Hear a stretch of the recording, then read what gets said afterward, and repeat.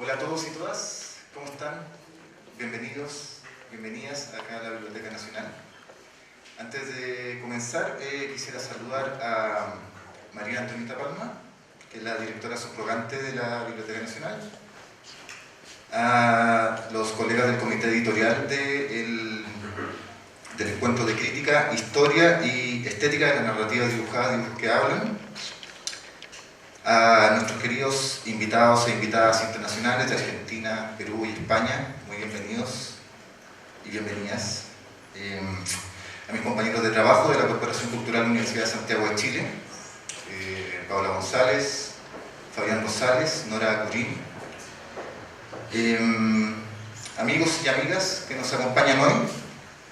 Como Corporación Cultural de la Universidad de Santiago de Chile, estamos muy honrados y también orgullosos de estar iniciando ya lo que es una cuarta versión de este encuentro de dibujos que hablan, que la estamos inaugurando hoy y que es una instancia que responde a un compromiso institucional que tenemos como Universidad Estatal y Pública de generar espacios de trabajo y de discusión y reflexión académica en torno a disciplinas artísticas como lo son la ilustración, las historietas, el cómic y las disciplinas de la narrativa dibujadas. Ya que con esto estamos precisamente contribuyendo también a un tema misional que tenemos como universidad, de contribuir a la sociedad, de contribuir también, de ser un aporte real al desarrollo sociocultural del país. No solo generando estas instancias, sino que también que son espacios de acceso gratuito. Por tanto, hay un compromiso con la democratización y acceso a la cultura en general. Y también porque son actividades que nosotros las estamos desarrollando en alianza con otras instituciones, como en este caso son las Bibliotecas Nacional y la Biblioteca de Santiago, que sin ellas no podríamos, sin estos actores relevantes de nuestro entorno, de nuestro quehacer, no podríamos estar desarrollando este tipo de actividades. Y a su vez, quiero manifestarles que estamos muy contentos también porque hemos visto que este encuentro ha ido creciendo desde su creación. El año pasado hemos contado con la presencia de destacados exponentes, de destacados artistas, investigadores y expertos de estas disciplinas que provenían de la región. Convocamos a personas de Perú, de Argentina. Sin embargo, este año hemos seguido esa línea y hemos ya pegado un salto también y estamos acá con un invitado de lujo que viene desde España, por lo cual estamos proyectando este encuentro a potenciarlo en sí mismo con ponencias, no solo con los expertos, que nosotros tenemos mucho potencial acá en nuestro país, pero también con figuras destacadas del ámbito, pero provenientes de otros países.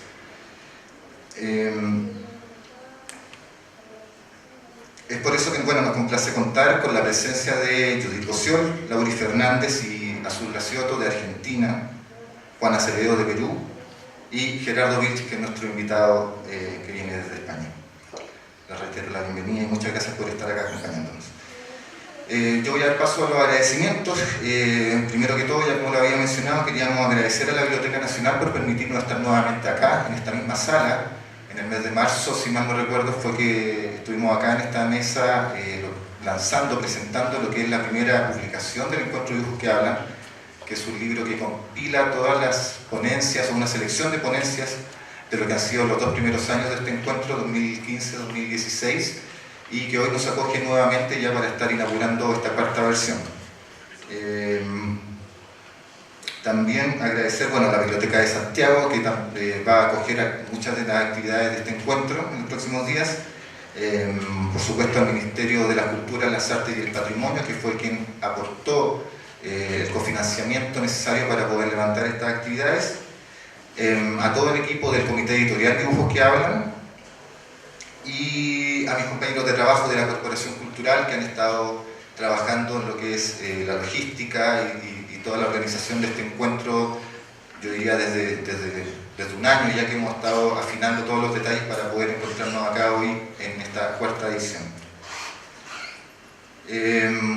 Terminados los agradecimientos, yo ahora voy a darle el paso a Claudia Aguilera, que hoy nos va a acompañar como jefe de archivo, láminas y estampas de la Biblioteca Nacional, también integrante del Comité Editorial Dibujos que Hablan. Muchas gracias a todos y todas y esperamos que este encuentro siga creciendo. Gracias por el aporte que le están haciendo y esperamos que todas estas ponencias, todas estas charlas, los talleres, que hemos entendido que ya tienen muchos interesados, van a estar bastante buenos, sigan contribuyendo a ese fortalecimiento que estamos buscando para este espacio. Muchas gracias y le doy el paso a Claudia entonces.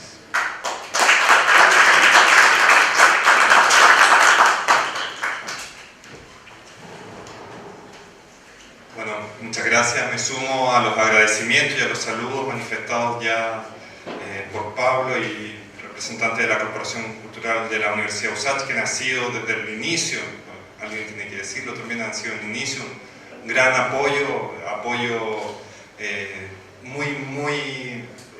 nos ha ayudado a fortalecer Dibujos que Hablan, y sin ellos no hubiéramos podido lograr todo lo que estamos logrando en Dibujos que Hablan. Así que mi agradecimiento en nombre del comité organizador a la corporación y a todos quienes trabajan en ello. Ante todo, en mi doble calidad de jefe de archivo de lámina y estampa de la Biblioteca Nacional e integrante del comité organizador de esta nueva versión de Dibujos que Hablan, es un privilegio para mí dar la bienvenida a la Biblioteca Nacional, una institución con más de 200 años de historia que ha sido custodia del patrimonio bibliográfico de nuestro país.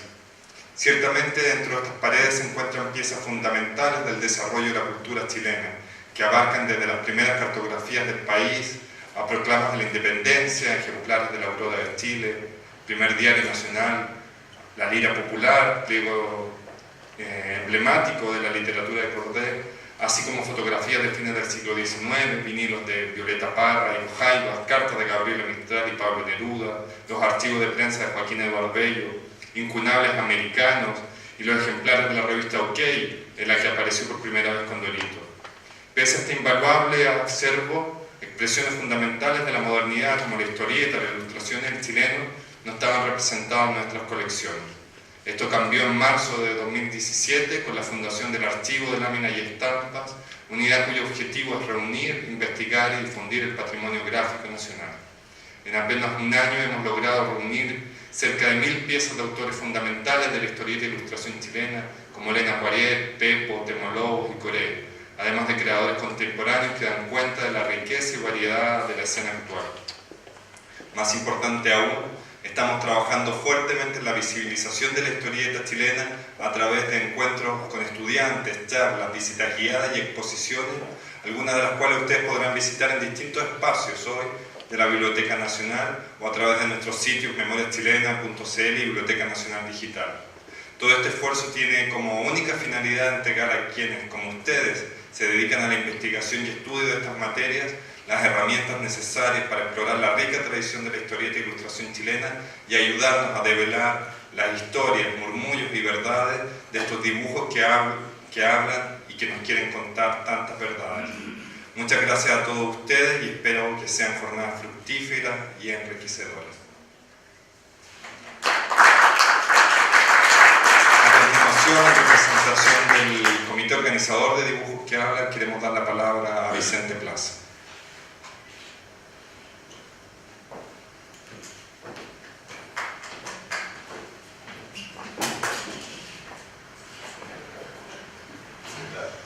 Hola, ¿cómo les va? Yo me sumo a los agradecimientos y a los reconocimientos que ya han hecho Claudio y Pablo. Y para ser breve, me enfoco en la materia que nosotros nos interesa. En sí mismo, desde la primera convocatoria, nosotros hemos enfocado en las narrativas gráficas o dibujadas, o sea, la ilustración, el graffiti, los dibujos animados, pero la mayoría de los estudios y las personas que hacen ponencias están dedicados a la historieta, como el campo de mayores trabajo e investigación, a pesar de su lugar cultural, que ya sabemos siempre es subrogado en relación a las demás artes. a lo mejor nosotros hemos contribuido a profundizar en el nivel de la investigación y la crítica sobre historieta.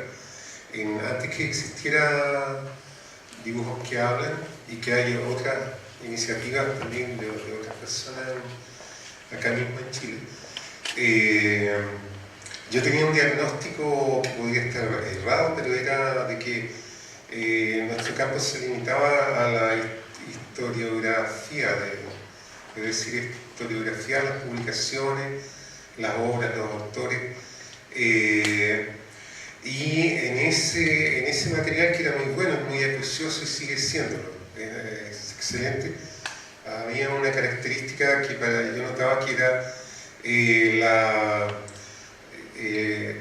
el comentario introspectivo, a veces, estético, es decir, una muy buena investigación cronológica, por ejemplo, decía: esta historieta es excelente, esta historieta más o menos más. Y el fundamento estético de esa opinión quedaba o sin tiempo de desarrollar o sobreentendido, como que todos ya supiéramos por qué un trabajo era bueno y otro no. Entonces, precisamente lo que es nuestro trabajo es desarrollar ese campo de la estética y de la crítica, y de poder saber no solamente lo que hacemos nosotros como identidad nacional, sino entender lo que están haciendo en nuestros países vecinos y en otras partes, porque al fin de cuentas hay diferencias, pero no son tan abismales, y los grados de industrialización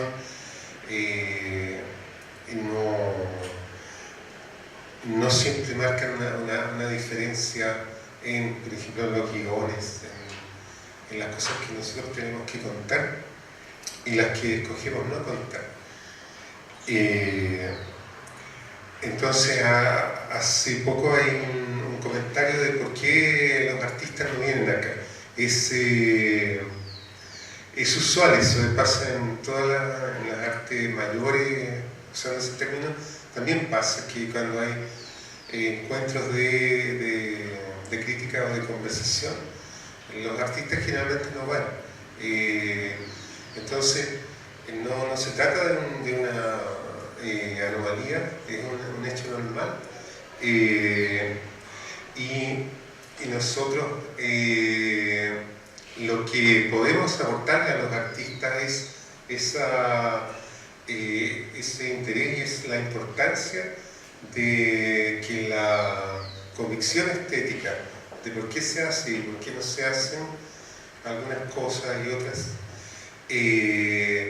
se discutan, no queden en el sobreentendido o en el silencio, y esperamos aportar en eso.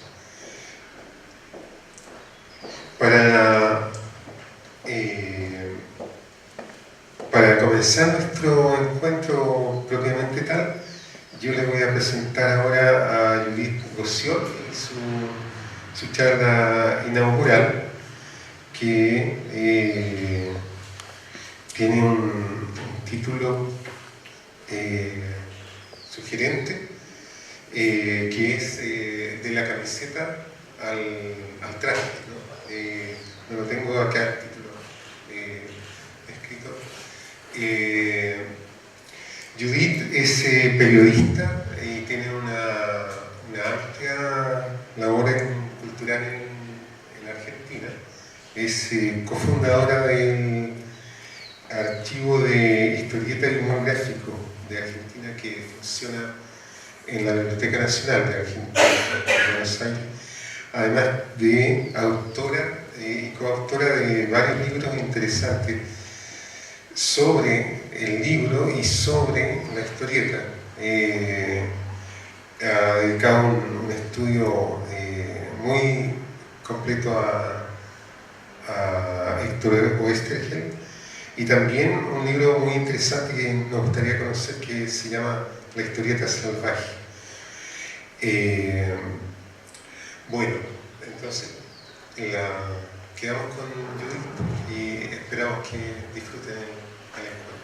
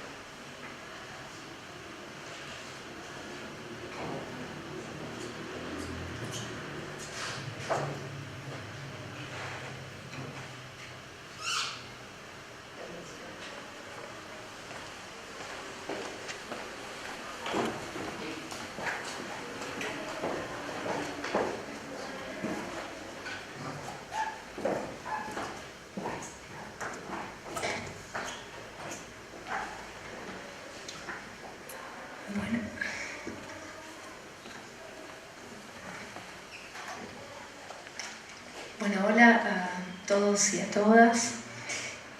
Antes que nada quería agradecerle a los organizadores de Dibujos que Hablan por creer que yo era capaz de inaugurar este encuentro, porque confiaron ellos más en mí que yo misma. De modo que transito este momento honrada pero con cierta incomodidad. Les pido disculpas también porque voy a leer lo que pensé decirles, porque es la única mínima garantía de que esto vaya a salir más o menos bien. También quería aclararles que voy a hablar fundamentalmente de la Argentina y de la historieta argentina por una cuestión que no es egocéntrica.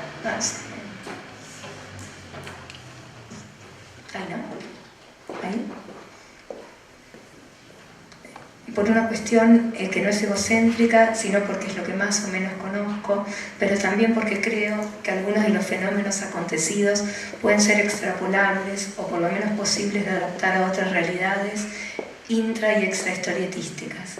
Quizás es lo que podemos pensar después entre todos en el espacio abierto para las preguntas y el debate. Algunos de estos tópicos, además, van a ser retomados con el mismo o con otros enfoques en las mesas organizadas en estas jornadas a lo largo de los días que nos quedan por delante. Bueno, como comentaban del título, aunque parezca que no tiene nada que ver, quería hablarles en primera instancia de la camiseta. En la Argentina, y con el mismo nombre o con otro, seguramente en Chile y en otros países también, la camiseta fue tradicionalmente una prenda utilizada debajo de la ropa, como abrigo, principalmente por los hombres, quienes en verano la usaban informalmente en la casa o incluso para sentarse a tomar y conversar en la vereda.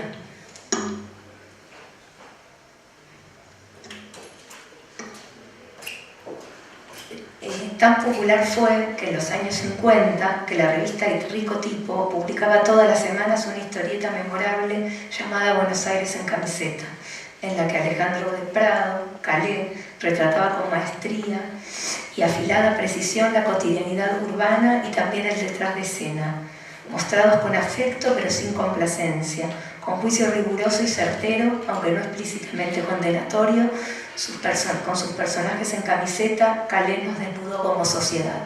Son estas, algunos pueden verlos acá, son los que están en la imagen.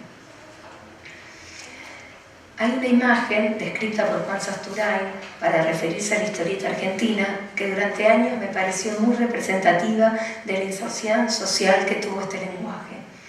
Entre nosotros, apuntó él, la denominación adoptada, historieta, tiene la singularidad y el oscuro privilegio de inaugurar un concepto, la simpática desvalorización. Historieta es historia, lo que camiseta a la camisa y camioneta o motoneta a sus respectivas palabras madre. Esa terminación entre diminutiva y cariñosa, casi paternalista, hace de la historieta algo menor y no demasiado importante. Cosa de pibes, dice Sasturain. Tal vez se trate, eso creemos, de darle a la historieta, en fin, bautizada está, definitiva carta de adultez, que la piba haga su vida, dice. Y ciertamente, desde sus inicios y durante décadas, la historieta y el humor gráfico quedaron ocultos bajo el ropaje de la cultura consagrada. Casi diría que desde el principio la piba hizo su vida, pero secretamente, vestida en otras galas. El 8 de octubre de 1898 apareció en Buenos Aires el primer número de la revista Caras y Caretas, una publicación emblemática de la modernización gráfica y social de la Argentina, realizada por artistas que dejaron de lado el caballete para utilizar como tela las páginas de la publicación y como galería de exposición los kioscos, capaces de pensar la página completa, de diagramar, de hacer dialogar dibujos, fotografías y textos y añadirle marcos y viñetas. A pesar de que lo que publicaban en diarios, revistas y libros eran verdaderos cuadros, no contaban con el beneplácito de las instituciones legitimadoras de la cultura de entonces, que durante 3 años organizaron exposiciones pictóricas en las que nunca eran favorecidos ciertos artistas, en su mayoría inmigrantes. Entre ellos estaban José María Cao y Manuel Mayol, 2 de los fundadores de Caras y Caretas. Por eso los artistas desplazados organizaron una exposición humorística de desagravio. Cuento esto por este recorrido que decíamos de camiseta, ¿no? Y estoy convencida que en la década de 1990, desaparecidas las últimas empresas editoriales de historieta, tiras y cuadritos sobrevivieron gracias a la cantidad de fanzines que florecieron bajo tierra. Fueron esas autoediciones las que mantuvieron con vida un género que resurgió exponencialmente gracias a las redes después de los 2000. ¿Hay algunas imágenes de algunos de esos fanzines de los 80 y de los 90? Es que en la Argentina la camiseta tiene también otra connotación. Se dice que alguien transpira la camiseta cuando se quiere valorar el esfuerzo que hace, y complementariamente ponerse la camiseta es asumir un compromiso activo y efectivo. Frases derivadas del deporte más popular del país, el fútbol. La camiseta es entre nosotros un icono de identidad. Por eso la tomé para esta charla. Esa doble o triple o cuádruple connotación complejiza el inicial significado despectivo de la camiseta y sirve para explicar el fenómeno, un fenómeno aparentemente contrapuesto, acaecido con la historieta y el humor gráfico que me gustaría desarrollar en esta charla. En 2010 se celebró el bicentenario de la Revolución de Mayo, es decir, el momento en que la Argentina comenzó su proceso de independencia de España, concretado en 1816. El primer paso a la libertad, como me decían las maestras en la escuela primaria. Ahí hay algunos trabajos que se hicieron para el bicentenario. Ahí sigo.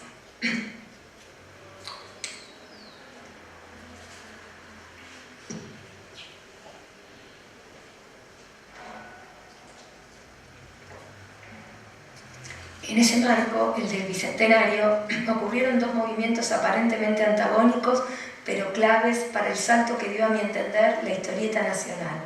Por un lado, ganó la calle, y por el otro lado, más sistemáticamente que hasta entonces, tuvo cobijo oficial. Podríamos decirlo en estos términos: la historieta se puso en un mismo tiempo la camiseta y la camisa, o incluso más, se vistió también con saco y corbata. Sobre esos 2 puntos quería desarrollar la charla. Vale aclarar, no es que la historieta no estuviera en la calle desde antes del 2010.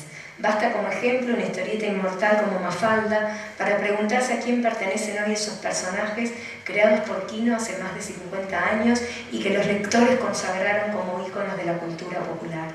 Y vale preguntárselo incluso con el riesgo de los usos no autorizados o indebidos cuando van contra la ideología del autor y lo que ello acarrea.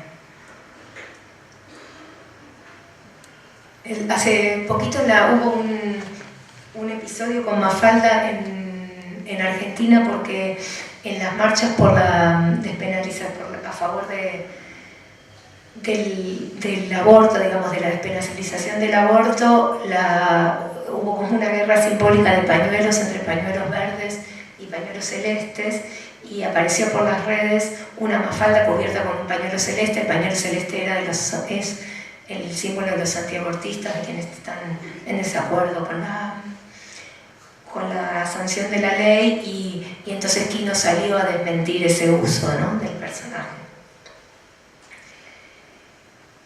Bueno,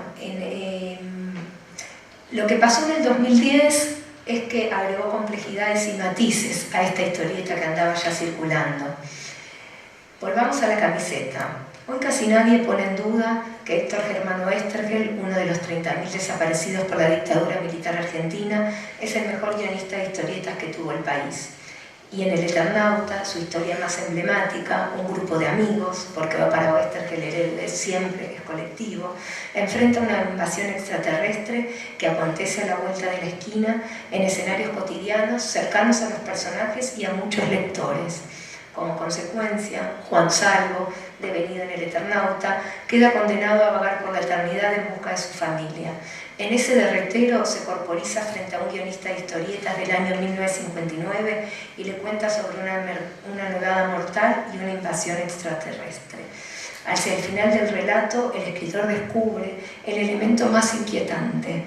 Situado en 1963, la tragedia todavía no había ocurrido. ¿Será posible evitarlo publicando todo lo que El Eternauta me contó?, se pregunta el autor. ¿Será posible? El Eternauta tuvo 3 versiones escritas por el propio Oesterhel. En la original, la de 1957, dibujada por Francisco Solano López, el protagonista se presenta frente al autor de historietas que lo escucha. Es lo que contaba recién.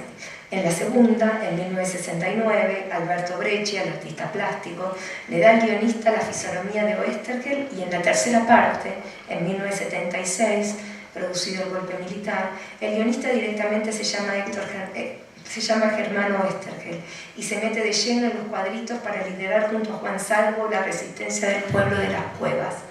Esta última versión fue redactada en la clandestinidad mientras el autor militaba en la organización guerrillera Montoneros y la historieta fue su cuaderno de bitácora.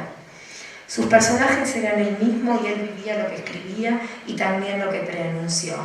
La dictadura que se impuso en la Argentina en 1976 mató al guionista, a sus 4 hijas y a sus 3 yernos. 2 nietos fueron secuestrados y recuperados por la familia y otros 2 nacieron en cautiverio y permanecen desaparecidos.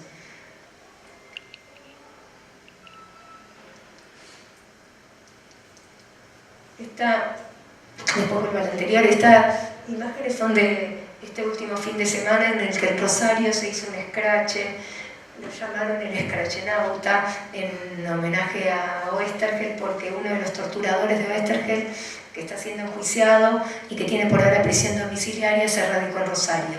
Entonces, bueno, hubo una movida en homenaje al autor y al Eternauta. Bueno, como les decía entonces, en el 2010, entonces, y en el marco de un gobierno nacional y popular, un gobierno peronista, de gente en camiseta o de descamisados, mejor dicho, porque así se les decía en los años 40, el Eternauta reunía todos los ingredientes para ser resignificado como un ícono. Así lo supieron leer bien los integrantes de la Cámpora, una agrupación de militancia juvenil que respaldaba al entonces gobierno, y se pusieron la camiseta. Tomaron la silueta del personaje con traje y escafandra, dibujado por Solano, reemplazaron el rostro por el del entonces presidente Néstor Kirchner y cambiaron el fusil por un facón. Así nació el Eternauta, que es el que están viendo en la pantalla. Esa imagen, intervenida con la autorización del dibujante y de su viuda, y de la viuda del guionista, fue utilizada por primera vez en septiembre del 2010 para promocionar un acto partidario y cobró una fuerza inusitada luego de la inesperada muerte del mandatario al mes siguiente. El Eternauta se reprodujo en afiches, en banderas, en remeras, en prendedores, en imanes. El Eternauta hizo que la historieta tomara de nuevo la calle.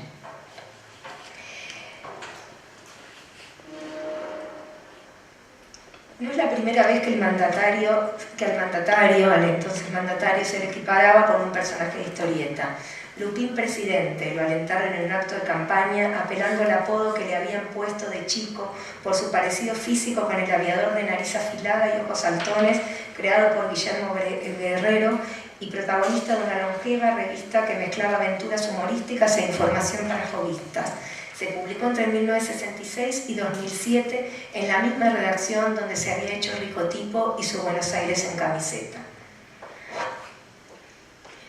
A Kirchner se lo representó también como un pingüino porque venía de la Patagonia Argentina, donde hay pingüinos, en uso de un recurso tradicional de la sátira de todo el mundo, la animalización de los políticos.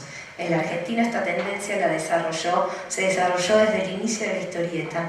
Don Quijote, por ejemplo, un periódico del siglo XIX, de una feriosidad casi inigualada, cuyo blanco era el general Julio Argentino Roca, impulsor de la campaña del desierto, que despojó a las culturas originarias de sus tierras y a quien se lo representaba como un zorro. Uno de los cargos de culpa con el que cargan, valga la redundancia, algunos humoristas, Quino entre ellos, es haber colaborado involuntariamente en la campaña de desprestigio del presidente democrático Arturo Illia, cargado por su supuesta lentitud y dibujado como una tortuga. Y fue Juan Carlos Onganía quien derrocó en 1966 con un golpe de estado a la tortuga y rápidamente clausuró a la revista Tía Vicenta de Landru porque lo habían dibujado en tapa como una morsa. Pero es cierto que si bien todos estos usos existieron, lo que pasó con el Esternauta fue una operación que tenía otras implicancias y que generó grandes polémicas. Sus detractores sostenían que era una lectura contradictoria con el espíritu del guión, que le daba al personaje un carácter unívoco y partidario extemporáneo y que el héroe colectivo había devenido en un héroe individual. En contraposición estaban quienes lo entendieron como un encolumnamiento grupal tras un líder natural. Tampoco era la primera vez que se realizaba una operación de este tipo en torno al guionista del Eternauta. Cuando una vez recuperada la democracia en 1984 apareció la revista Fierro con el lema Historietas para sobrevivientes,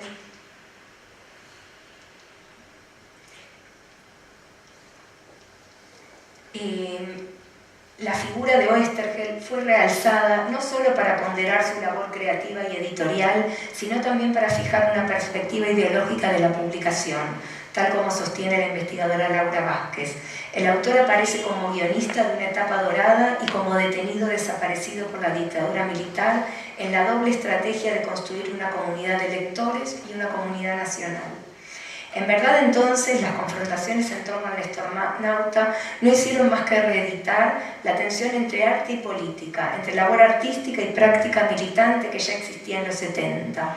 Una dualidad sobre la que no me voy a extender mucho porque Lauri Fernández, invitada a este encuentro y especialista en estos tópicos, va a participar de unas mesas redondas relacionadas con el tema. Lo que sí me gustaría acotar es que para Oesterheld la historieta podía ser un instrumento político, didáctico y pedagógico, según él mismo lo explicitaba. Si se la hace bien, puede ser más que un simple entretenimiento, puede ser la herramienta educativa del futuro. Esa forma de encarar la historieta, que había quedado desplazada en la Argentina en función, entre otras cosas, de la larga primacía de un discurso autobiográfico, fue retomada a partir del Esternauta. Más allá de lo que se pueda decir a favor o en contra de esa construcción, tuvo efectos secundarios importantes, quizás involuntarios, pero importantes, entre ellos. El personaje original, el Eternauta de Oesterheld, recobró dimensión pública por fuera del ámbito de los fanáticos, de la cultura especializada y de ciertos movimientos. Por arrastre, puso a la historieta en un plano de visibilidad equiparable a otros lenguajes ya incorporados al canon cultural. Si cada etapa histórica puede sintetizarse en un género, creo que la historieta es el que mejor le cuadra a los gobiernos kirchneristas.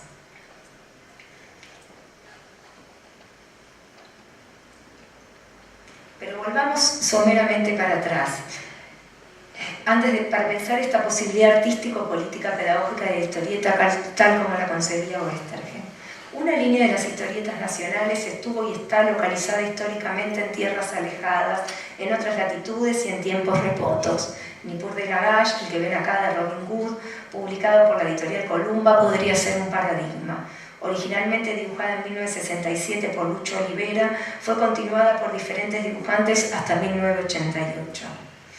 En cambio, a la historieta argentina siempre le ha resultado más difícil referir a lo contemporáneo. Tomemos el momento parteaguas de la historia argentina, que fue la última dictadura militar. La revista emblemática como Resistencia fue Humor.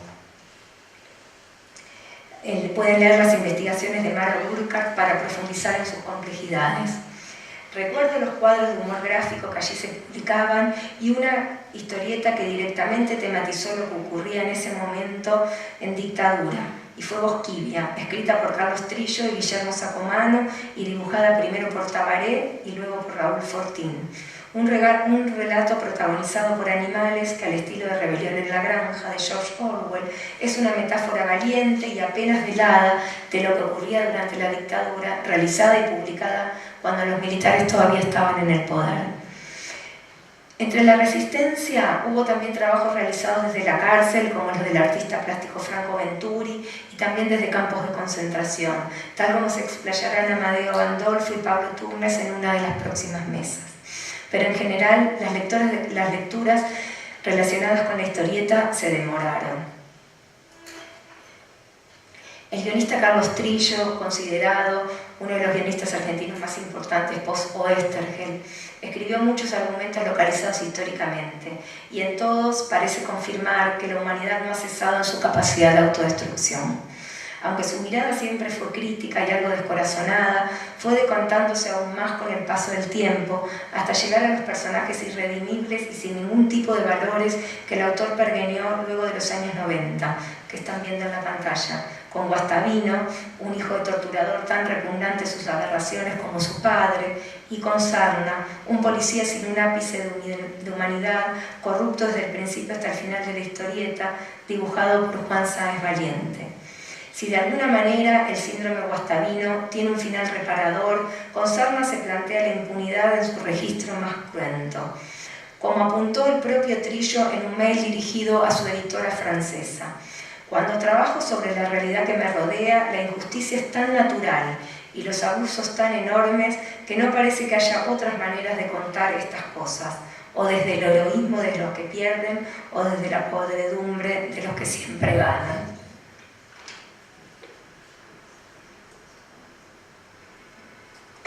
En el desierto de horizontes que resultó en la Argentina la década neoliberal de los 90, Marcelo Chelo Candia, por citar un ejemplo, un dibujante de la zona de los pingüinos del sur argentino, resolvió que si no había páginas donde publicar cuadritos ni espacio donde denunciar lo que ocurría, cualquier calle, cualquier plaza, cualquier aula podía volverse una página. Sin dinero para fotocopias, el Chelo tomó directamente sus originales, los montó sobre cartón corrugado, los ató con pioniles y los colgó al aire libre. En un país donde todo se centraba en lo privado y un lenguaje que poco después se volvería al registro autobiográfico, esta era una de las saludables e aisladas posibilidades de una lectura compartida y pública. Una experiencia menos enmarcada en lo intrahistorietístico que en las manifestaciones de expresión popular como el stencil, los grafitis y los murales. Conocí el trabajo de Candia en la calle, cuando en la Marcha por la Memoria del 24 de marzo de 2007 me dieron un periódico en cuya contratapa reproducían una historieta acerca de la muerte de Julio López. Detenido y desaparecido durante la última dictadura militar de Julio López, sensible y memorioso y comprometido, había anotado a mano en unas libretas todo lo que habían padecido él y quienes se cruzó en el cautiverio. En 2006, López iba a declarar como testigo sobre todo esto, testigo sobreviviente, cuando fue nuevamente secuestrado en democracia y desde entonces continúa desaparecido, 2 veces desaparecido. Con todos estos antecedentes que les mostré, el Nestornauta reabrió un camino de compromiso de los cuadritos con la realidad que se retomó tímidamente primero, pero actualmente ha dado lugar a un fenómeno interesante, un fenómeno de doble flujo, una línea artístico-política contemporánea que mira hacia atrás y otra hacia adelante. Reflejo de los años de kirchnerismo fueron ganando espacio las viñetas que remiten a la experiencia peronista, la experiencia descamisada, el contexto de Dora de Ignacio Minaberri, las máquinas del general de Calvi, 20 verdades peronistas de Max Aguirre, Malandras de Santullo y Ginebra, Argentina Potencia de Juan Sasturán y Juan Carlos Patorio. Parece haberse recuperado a partir del 2010 el sentido pedagógico, político e instrumental que Oesterheld le dio a la historieta. Pero además siguieron otras experiencias. Bajo la consigna no se los puede filmar, no se los puede fotografiar, pero se los puede dibujar, la agrupación Hijos, el Departamento de Artes Visuales Prilidiano Porredón y los estudiantes del Instituto Universitario Nacional de Arte convocaron a dibujar a los militares acusados en los juicios por violaciones a los derechos humanos. Los llamaron clases con modelos vivos, gratuitos en Comodoro Pi, que es donde están los tribunales. En el marco de sus campañas, voy contándoles algunos ejemplos. En el marco de sus campañas de difusión, las abuelas de Plaza de Mayo convocaron a guionistas y dibujantes para que contaran, a través de cuadritos, una historia concreta, la de un hermano o una hermana, en algún caso algún primo, que quiere encontrar a uno o una de los 500 niños y niñas apropiados por la última dictadura militar. Y en ello trabajaron dibujantes y guionistas. Continuando el lineamiento de trabajo iniciado por Historietas por la Identidad, un grupo de historietistas impulsado por Daniela Drukarov, que también había trabajado en el proyecto de Abuelas, organizaron de manera autogestiva historietas contra la represión, para denunciar los casos de violencia policial e institucional, muertes de gatillo fácil. Según la Correpi, en la Argentina el Estado asesina a una persona por día. Con esto quiero decir que el asesinato de Santiago Maldonado por participar en una marcha en defensa de tierras mapuches, la detención arbitraria de la líder comunitaria Milagros Salas, que lleva 1000 días presa, la ley del aborto, frente a cada injusticia o declaración o medida repudiables, la respuesta novedosa es la respuesta gráfica, sea de profesionales o de aficionados. De modo personal o colectivo, surge instintiva y visceral la respuesta gráfica. La toma de posición inmediata es un dibujo, un chiste de humor gráfico, un meme o directamente una ilustración que muchas veces circula por los teléfonos y las redes sin siquiera estar firmadas. Una reacción a flor de piel que merece se la empiece a estudiar. Quería agregarles Estaca Azul, que participó en 3 de estas experiencias, si no en alguna más que yo no sepa, así que después ella puede contarles mejor lo que yo esbocé. Con la consigna a dibujar hasta que el aborto sea legal. Esto es lo de Milagros Salas, y esto es lo que quería contarles ahora. A dibujar hasta que el aborto sea legal fue la consigna lanzada por Línea Peluda, un colectivo de más de 200 ilustradoras feministas que se manifestaron por el derecho a la interrupción voluntaria del embarazo. La propuesta nació en consonancia con una explosión de dibujos y webcómics de autoras mujeres que tomaron un espacio que históricamente había sido terreno predominante de los varones. Impulsado entre otros por Lía Copelo, la COPE, ella cuenta, nos dimos cuenta de que cada uno de nosotros estaba dibujando sobre lo mismo por su cuenta y dijimos, ¿qué pasa si nos agrupamos? Y así como se salió a la calle, se salió también del closet. El movimiento LGBTI de lesbianas, gays, bisexuales, transgénero e intersexuales se ha ganado visibilidad a fuerza de lucha y también de producciones que rescatan esas subjetividades socialmente silenciadas, desde la revista Clítoris y la compilación realizada por la Editorial Municipal de Rosario, al Festival Vamos las Pibas, que según ellas mismas los definieron, busca despejar prejuicios impuestos sobre las temáticas y estilos de la producción femenina que son tan variados como autoras existen, incentivar contenidos LGBTIQ y mediar como punto de encuentro entre autoras y el público general. Las pibas dibujamos y escribimos, dicen, pero principalmente lo hacemos como se nos da la gana. Bueno, después de este recorrido un poco por lo que fue y es la historieta en camiseta, digamos, y lo que está pasando últimamente, quería pasar a la segunda parte, que es lo de las viñetas con saco y corbata, digamos, ¿no? A la otra cara de este mismo fenómeno que tomé yo como año simbólico el 2010, porque me parece que ahí se plasmó.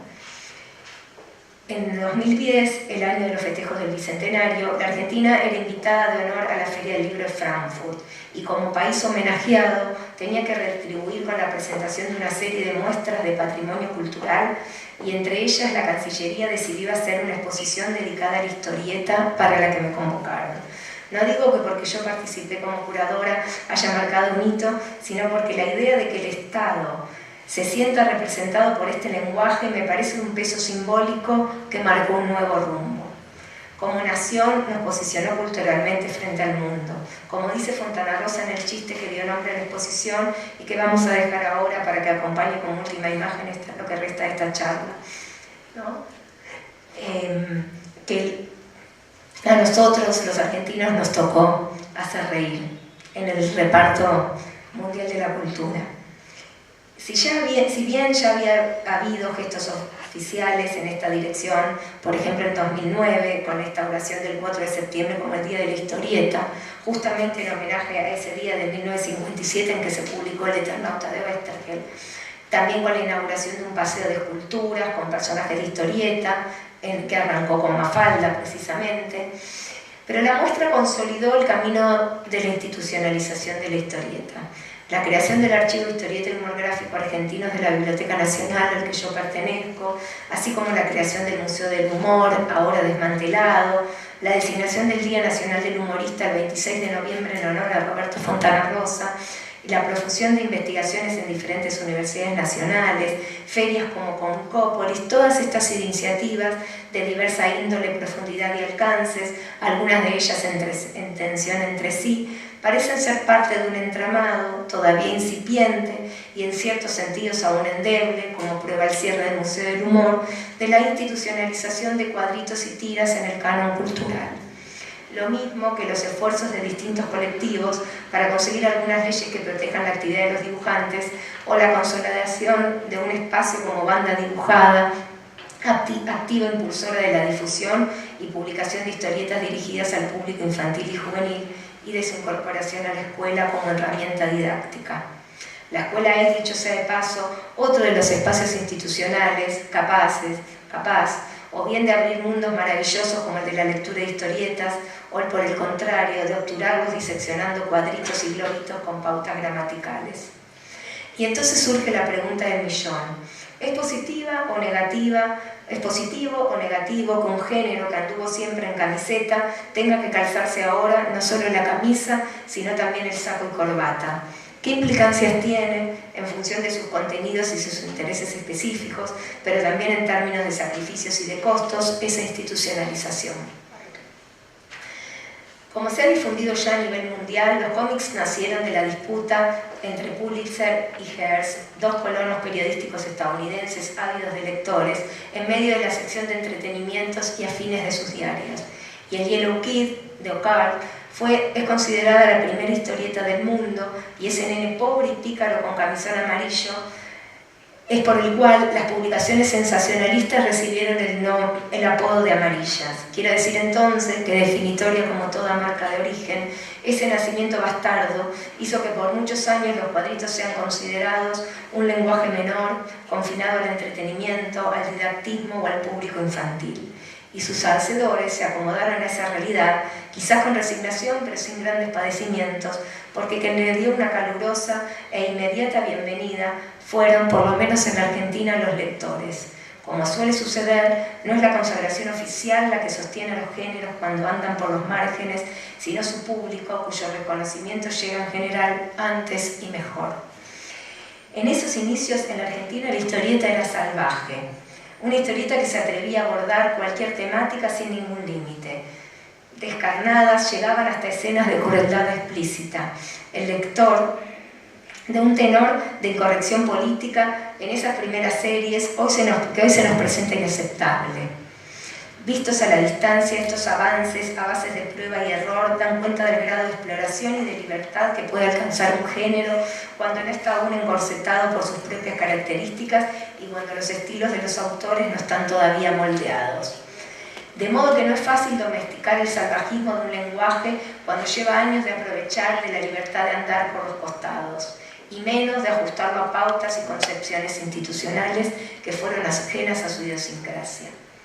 Todos los temas son posibles de tratar, de ser mostrados, guardados, exhibidos dentro de una institución, chistes ideológicamente contrarios al gobierno de turno y dibujos de sexo que muestran escenas quizás no aptas para todo público, son algunas de las preguntas que se nos presentan en este nuevo marco. Vestir saco y corbata jerarquizó a la historieta sin duda, pero hay que amoldarse a ese nuevo traje. Tampoco es sencillo para las instituciones aceptar un género en camiseta. Requiere un proceso de maduración y abandono de prejuicios de ambas partes. Cuando con Diego Rosenberg y yo, cuando Diego Rosenberg y yo escribimos la historia de la historieta argentina que publicó Ediciones de la Flor, le propusimos a Jorge Bluberg, entonces director del Museo Nacional de Bellas Artes de la Argentina, organizar una muestra de historietas a propósito de la salida del libro. Aceptó que el libro fuera presentado en el museo, porque finalmente, sea del tema que fuera, un libro es un libro, un objeto sacrosanto. Pero no consideraba que los dibujos fueran obras de mérito suficientes como para rozar la historia del arte. Entonces, ya que estamos bajo el cobijo de una biblioteca nacional, que no es poco decir, dado lo que recién les conté, y que es un gesto de enorme valor concreto y simbólico, y que yo misma trabajo en una biblioteca nacional, creo que es un marco idóneo para intercambiar y nutrirse entre experiencias de orígenes diferentes y de no enclaustrarnos cada uno en nuestras propias concepciones. Tiras y cuadritos han sido, como ya dijimos, por mucho tiempo abandonados o desvalorizados, y sus originales descuidados por editores y a veces por los propios autores, y estos quedaron deteriorados, perdidos o invisibilizados socialmente. Por su propia naturaleza, son materiales con una triple condición. Iniciales ganapanes de sus autores, con el tiempo adquieren tanto relevancia como fuente documental e informativa, como piezas de arte con cualidades estéticas. Una fisonomía en inestable equilibrio entre planos que pueden y suelen estar en colisión de intereses. Ya no hay dudas, casi, de que la historieta sabe lucir una camisa, pero para calzarse el traje todavía tiene que seguir probando cada vez su idoneidad. Quizás sean las exposiciones, como las que se presentan en el marco de este congreso, las que nos enfrentan con mayor crudeza a esta encrucijada entre el futuro y el presente de los materiales, la función de preservar un documento y la facultad de exhibir una belleza artística. Los que tenemos el privilegio de un trato cotidiano con dibujos, bocetos, cartas y otros materiales originales, sabemos que pese a las digitalizaciones y a las copias que son de cada vez mayor calidad, hay algo intransferible en la apreciación de un original. No hay copia, ni mucho menos publicación impresa, capaz de transmitir el aprendizaje y el deleite que permite una página de tinta china, o en color, o corregida con liquid paper, o con textos modificados, descubrir cómo fue pensada una obra, cuáles fueron los cambios, las dudas, los titubeos del autor y su decisión final. Es una experiencia intransferible que debe ser compartida con los lectores. Es claro que aunque hecha con cuidado, la manipulación de los materiales para una muestra supone algún riesgo de deterioro, pero hay que asumirlo. ¿Y por qué? Porque con los avances tecnológicos el original está en vías de extinción. Quedan pocos vestigios accesibles de un modo de producción soterrado por la computadora. Es más, las nuevas tecnologías han puesto en cuestión la noción del original. ¿Qué es hoy un original? La primera vez que se imprime un trabajo, ¿puede seguir pensándose las obras con originales? Y también es importante exhibirlos, porque la meta de la preservación hacia el futuro no puede volverse en contra de las necesidades de los usuarios del presente. Siendo que la historieta y el humor gráfico hace tiempo dejaron de limitarse a ser publicadas en las páginas de un libro y una historieta para volcar refugio en las redes sociales o tomar forma de un catálogo o de una película o una tesis o una pancarta o una taza o un imán o infinidad de variables más que se van interrelacionando entre sí, se vuelve caduca la idea de que los libros vayan con los libros, las revistas con las revistas, que es parte de las concepciones tradicionales bibliotecológicas. Que por algo el traje necesita de su camisa, su corbata, su saco y su pantalón. ¿Por qué traigo a cuenta todo esto frente a ustedes, en lo que hay bibliotecarios y archivistas, pero también coleccionistas amateurs, dibujantes, investigadores, consumidores culturales, dibujantes? Porque tratándose de instituciones oficiales, lo que está en juego es el patrimonio de todos y de cada uno de los habitantes del país. Y porque tratándose de un género con una raigambre popular, el destinatario de estos archivos son los lectores. El Estado toma la forma concreta de ese material y cada habitante de un posible usuario de ese patrimonio colectivo. Y esto obliga a un compromiso diferente que la mera función de preservar los materiales para el futuro, que bueno, por supuesto no es poca. A veces la fidelidad de ese lector nos obliga a apartarnos de ciertas concepciones más canónicas que no resultan prácticas a la hora de ser eficaces en nuestra atención al usuario. Nuestra experiencia, cada vez que convocamos a un artista o a sus familiares a donar su material para el archivo de la Biblioteca Nacional, para ser preservado, es que ellos se aceptan gustosos y que sienten un honor que el Estado se interese por ellos y por su trabajo. Y a veces pasa, no confían en la institución, como un ente abstracto, con sus vaivenes políticos e institucionales, sino en la persona que se les acerca. Es la institución encarnada en esa individualidad. Por eso las instituciones no deben perder ese trato personal, cercano, facilitador, que a veces queda sepultado en papeleríos, en burocracias, en caminos largos e improductivos, en negativas innecesarias y en estrecheces.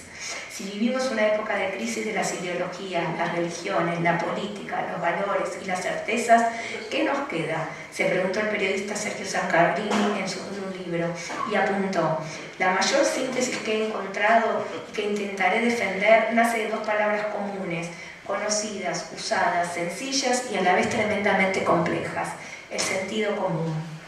No lo cito en broma, ni yo ahora, ni lo dijo él en chiste, porque escribió un libro de 378 páginas para intentar explicar que el sentido común es nuestra capacidad para juzgar y obrar acertadamente.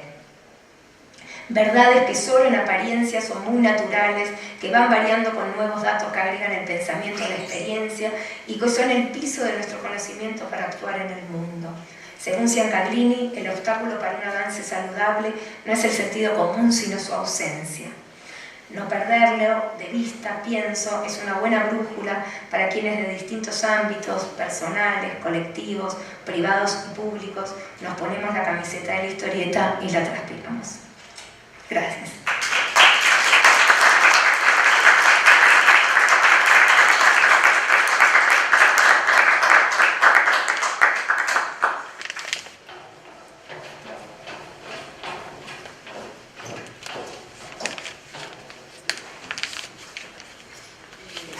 No sé si hay preguntas. ¿Tenemos un tiempo para hacer preguntas? ¿No? De lo contrario, vamos a tomar una pausa de 10 minutos aproximadamente para permitir que la mesa que viene a continuación pueda cargar su presentación correctamente. Ah, ya. Sí, pero no sé si hay preguntas. Bueno, lo que escuchamos.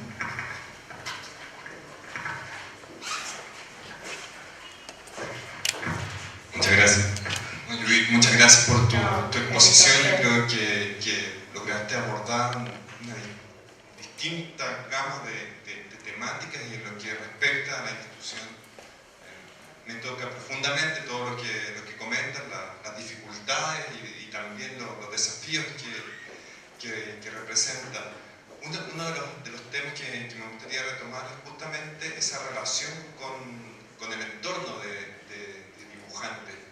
¿Cómo han logrado ustedes que los dibujantes se acerquen a la Biblioteca Nacional, que formen parte también, que entienden que este patrimonio se construye en conjunto y que lo que se está haciendo dentro de una biblioteca es también relatar una historia que les pertenece a ellos y al país? Bueno, aprovecho y comento lo que vos me habías mencionado también al pasar. Bueno, Azul es una de las dibujantes que se acercó y que dudó, así que ella puede también decir por qué lo hizo.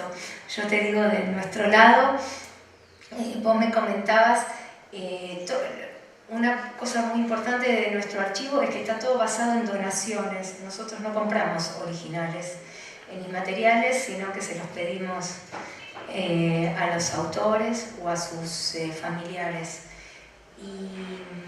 Y esto porque empezó así el archivo, porque tiene sus orígenes en el rescate de dos colecciones, una de un dibujante de los años 40, Eugenio Sopi, que había guardado cantidad de material propia y ajena porque era un hombre generoso en relación a la historieta y también a las otras generaciones. Entonces, por ejemplo, tenía cantidad de publicaciones infantiles que la gente joven le acercaba y que leía y guardaba. También porque tenía, yo creo, intuitivamente cierta idea de que eso debía ser preservado, porque encontramos materiales con anotaciones donde él decía esto se usó para hacer Mr. X, por ejemplo. Yo creo, lástima que él falleció antes de que existiera nuestro archivo, la donación la hizo la hija, porque se preguntaba justamente cómo hacer para preservar eso, sin que tuviera sentido que ella lo tuviera en su casa y que nadie lo pudiera ver, ¿no? Así que las donaciones El hecho de que sea en un formato de nación, casi te diría que no nos lo preguntamos, fue natural en nosotros, quizás porque estamos acostumbrados a vivir en un país bastante cuesta arriba y que las instituciones padecen lo mismo. Y bueno, y no, quizás te diría que hasta al revés, hemos decidido que no se compraran luego una vez avanzado, en honor y en respeto a todos los que nos habían donado, que nosotros como archivos, más allá de que la biblioteca quizás decidiera algunas compras de otros materiales, con unos sistemas que se impusieron de fundraising, bueno, que nosotros íbamos a seguir así también por respeto a quienes habían apostado por nosotros y creído en nosotros al principio, cuando el archivo ni siquiera existía, y es que gracias a ellos el archivo existe, y más allá de que nosotros queremos mucho nuestro trabajo y además es de lo que vivimos y cobramos un sueldo, el archivo se sostiene por los dibujantes, ¿no? Y por su familia.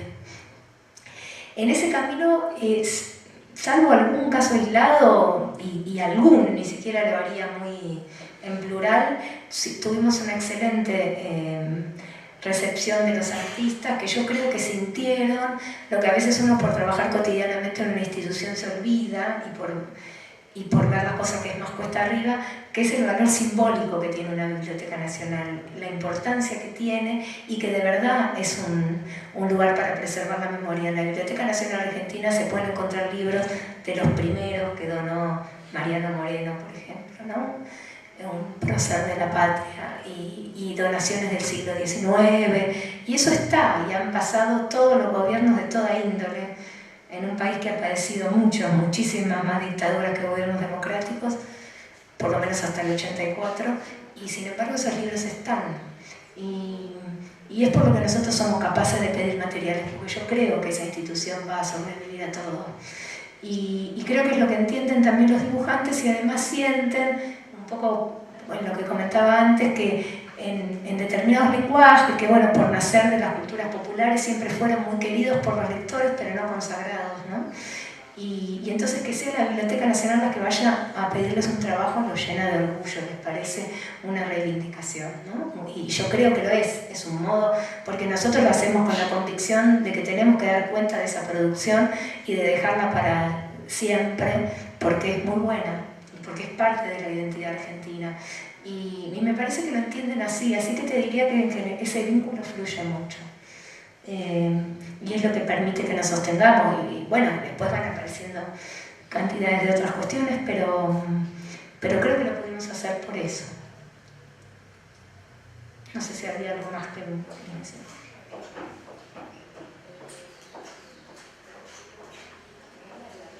Pobre, no le queda otra opción que hablar. Está intimidada por la presión.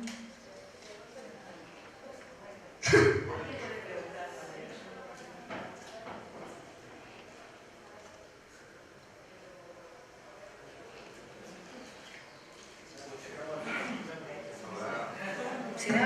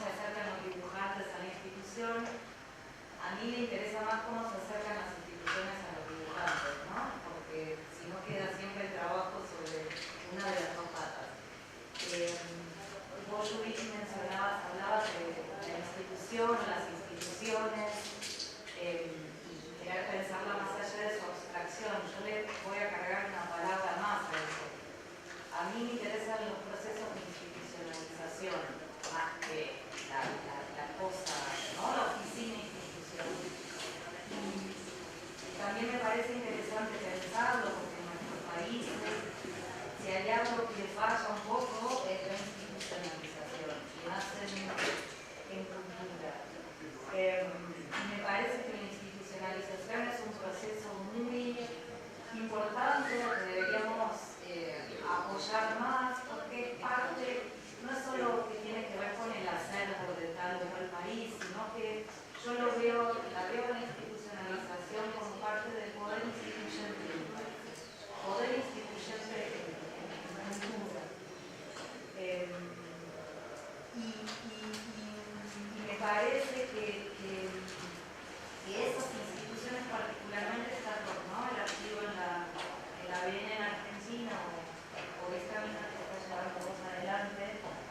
lo importante es que exista no solo como lugar donde los dibujos van a parar, donde va a parar los originales, no solo como un repositorio, sino realmente como un lugar vivo que funcione y tal, cuya misión y su trabajo sea no solo recoger, sino también distribuir el material en el sentido de, por ejemplo,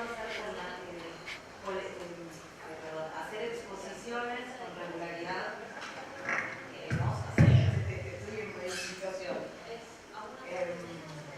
¿No? Como hacer exposiciones con regularidad, publicar ese material, y también para quienes, no quiero decir donamos nuestros originales, sino que aportamos a la institucionalización.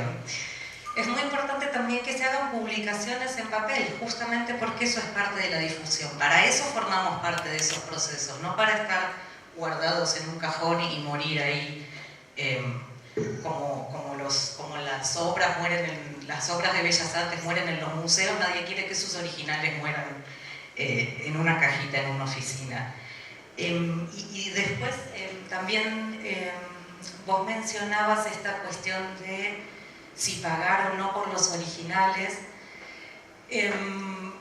A mí me parece, o sea, no es el punto que me interese, pero me parece que algo interesante es que las instituciones mencionen aquellos trabajos que tienen y mencionen a sus autores y los difundan con nombre y apellido, no como una cuestión de cartel, así como estrella de rock, sino como un reconocimiento a los derechos de los trabajadores, en este caso los trabajadores dibujantes o guionistas o como nos querramos llamar, y las trabajadoras. Nosotros en Argentina decimos les trabajadores ahora, estamos muy así.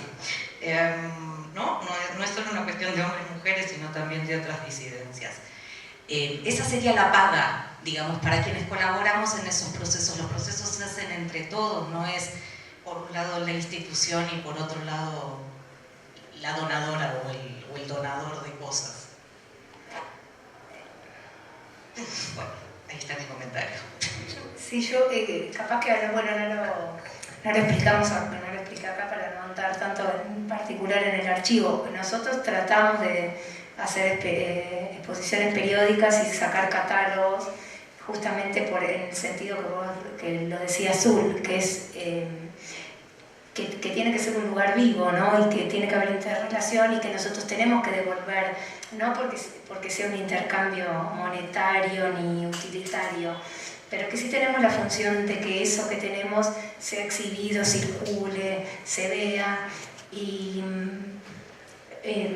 nosotros también organizamos, había un concurso que no hacíamos nosotros desde el archivo de historieta, que se hizo de nuevo hace 2 años y que se instituyó con un premio monetario justamente por el planteo que hacía Azul, ¿no? de que bueno, que eso había que valorizarlo porque estaba hecho por trabajadores de la cultura y se hizo así. El problema, claro, es la contracara institucional, que después no hay más plata, entonces los concursos no se pueden hacer de ese modo o no se hacen, como en el caso, es la decisión que hay que tomar, ¿no?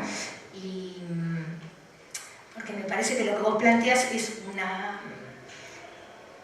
un debate interno y una tensión y también una puja que hay dentro de las instituciones respecto de cuál es el lugar, por eso yo lo decía, cuál es el lugar del hacedor, cuál es el lugar del lector y cuál es el lugar del usuario, ¿no? Las bibliotecas, sobre todo las nacionales o las que están pensadas para investigadores, tienen una concepción la preservación de esos materiales al futuro es la función más importante que tienen.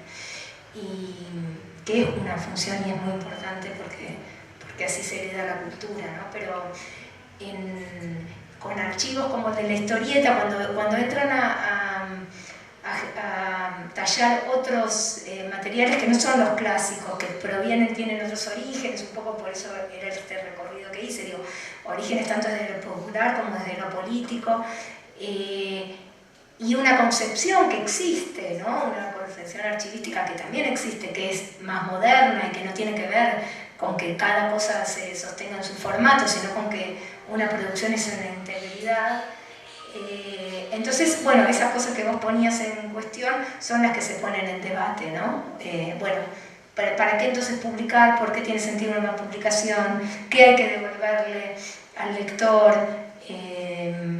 Me parece que, bueno, nosotros eso lo tenemos claro, ¿no? Nosotros sabemos que tenemos que preservar, pero sabemos que formamos parte de un universo que está vivo y que tenemos la posibilidad como institución de abrir algunos espacios con todas las limitaciones que esto significa, porque no se abren de la manera, no siempre se abren de la manera que uno quiere, ni la posibilidad, ni los recursos son una traba concreta, digo, tanto para el trabajador como para quienes, el trabajador me refiero al dibujante, al que tiene afuera como institucionalmente, no siempre se puede hacer todo lo que uno quiere, más bien en estos momentos se está poniendo bastante peleagudo todo, pero creo que sí, yo entiendo y entendemos en el archivo, y me parece que entiende Claudio y entiende mucha gente que las instituciones tienen que participar de ese entramado, ¿no? Que tienen que ser activas, nosotros tenemos ahora un espacio para exposición que tratamos de abrirlo a los que quieran acercarse a presentar su libro, o a dar charlas, o a hacer lo que quieran de él, digamos que un poco lo tomen por esta idea de que somos parte de eso y que tenemos alguna posibilidad de incidir y la responsabilidad de hacerlo, ¿no? Y de pensar en la historieta como algo vivo, también con lo contemporáneo, digamos. Nosotros cuando decimos preservar no estamos diciendo solamente dibujos de Don Quijote, bueno, no había porque se hacían en piedra litográfica, pero no solo ejemplares del siglo XIX, sino el trabajo de Lucas Varela, que ahora está en Francia, y el de Sáenz Valiente, que le mostré de Sarna, bueno, un entramado que está complejo y que sí, que hay que relacionarlo entre varias partes, ¿no? Los hacedores, el público, nosotros como archivo, la biblioteca como institución, bueno, pero me parece que este era un poco el sentido de debatir esas cosas, que me parece que es la experiencia que estamos atravesando nosotros y la que están atravesando acá también. Una última pregunta. Una afirmación respecto a los múltiples tópicos que se tocan en este tipo de charlas y que se disparan a todas partes. Una cita a Isaac Asimov: el imperio caerá, pero la biblioteca de Trantor permanecerá. Las instituciones permanecen, son pequeñas, son más pudientes, pero no se pueden hacer cargo de los procesos creativos. Y el otro asunto es que siempre en estos países se está hablando de que no hay dinero. El Estado de Chile gasta 5.000 millones de dólares anuales en defensa. Perfectamente podría poner 500 millones de dólares para la cultura. No pone ni el 0001. El gobierno de Argentina gasta 1.200 millones de dólares. No creo que se vayan a tirar contra los ingleses de nuevo. Creo que ya se les pasaba la cara. Entonces, perfectamente podrían donar 120 millones de dólares a sus procesos culturales. Lo que pasa es que, parafraseando a Ariel Dorfman, el problema del subdesarrollo no es que no haya. Lo que pasa es que lo que hay se gastan puras pelotudeces. Sí, porque siempre, cuando uno asiste a este tipo de charlas, siempre hay una serie de tópicos que todos quieren reivindicar. Pero hay que asumir cosas que son de fondo. Hay cosas que son de fondo, que tienen que ver con mercados globales, con tecnologías que nosotros no dominamos, que nos imponen. El cómic, al igual que el idioma que hablamos, no es algo que nosotros creamos, es una herencia. Y nosotros hemos logrado hacer algo que es absolutamente destacable. Absolutamente destacable. Hace 3 días atrás en The Warner leía una columna de Ariel Dorfman en que hoy día, por tercera vez, se vuelve a rescatar el manual de colonialismo. ¿Cómo leer al Pato Donald? Son 50 años. Eso está hecho más allá, a lo que yo quería llegar con las citas que acabo de hacer, más allá de la reivindicación económica del creador, también estoy ahí, en la importancia del crear. Estas son potencias creadoras, Argentina, Chile, Brasil, etc. El problema de la circulación de los bienes, del dominio, etc. Esas son las cuestiones que se vienen a hacer aquí. Por eso es muy importante y destacar en Claudio, por por ejemplo, el lanzamiento en marzo del libro, porque nos permite volver a repensar todo lo que aquí se habla, que es circunstancial. Y agradecer el espacio, por supuesto. Yo cuando me refería en particular a las cuestiones económicas, lo pensaba más en lo doméstico de la biblioteca, pero claro que es una política más grande. Bueno, en Argentina se acaba de destinar a defensa, el presupuesto, digamos, no existe más el Ministerio de Salud, se pasó a ser una secretaría, lo mismo que el Ministerio de Cultura, y todos los recortes que se hagan en esas áreas fueron a áreas de seguridad, así que no es metafórico, es literal. De todas maneras, escuchaba lo que me decías y pienso, bueno, que a veces uno se pone quejoso en los discursos. Yo creo que esa realidad que vos planteás es así, es enorme, y bueno, cada uno debe tratar de cambiarla desde donde puede, ¿no? Porque si no se vuelve tan enorme y tan dramática que inmoviliza. Y en ese sentido, digo, además de ir a las marchas, además de todo, yo pienso que uno tiene que seguir haciendo lo mismo que hace, como si pensara que tuviera todos los recursos del mundo. Es por lo menos como yo lo planteo, y bueno, y no va a ser el resultado no va a dar como si tuviéramos todos los recursos, pero va a dar algo que haya valido la pena. Es la manera que yo pienso, porque las instituciones también te ponen en encrucijadas ideológicas, ¿no? Y nosotros hemos cambiado de 360 grados, como dijo una vez un presidente, digo, cambiamos de punta a punta en la adscripción ideológica del gobierno, y yo trabajaba antes y sigo ahora, y sí pensé y sí me replanteé qué hacer y cómo seguir para que valga la pena seguir, ¿no? Para que uno sea más o menos coherente. Y entonces siempre empezamos todo en el archivo como si tuviéramos todas las posibilidades, y después la realidad nos adecúa, pero algo logramos en el camino.